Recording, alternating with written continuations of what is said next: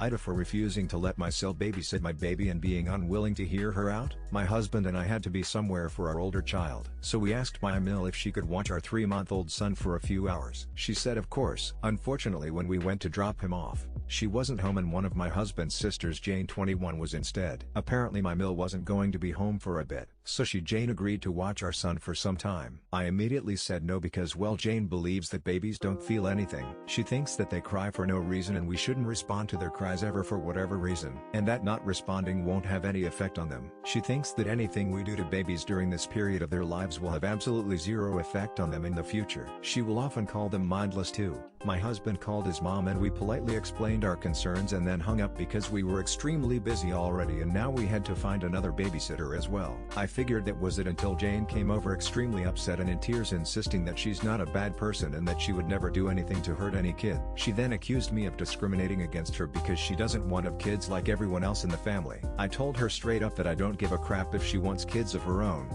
but I don't like her thoughts on how to care for babies specifically. Instead of trying to understand me, she doubled down and said that her way of dealing with babies makes sense and that I'm wrong. And I'm just extremely sensitive in nature, so of course I don't get it. She kept arguing with me about how to take care of my baby, so I just asked her to leave and she blew up on me. My husband even told her to calm down and that it's not like we're preventing her from seeing our kids altogether, but she just went "fuck you and your dumbass kids" and left. Which, okay, but my Emil is really annoyed with me because Jane is still very upset and I'm just wondering if I'm the like I don't think I am, especially since no one lets her babysit for the same reasons. But I'm the first person to actually say no to her face and tell her why instead of making up an excuse.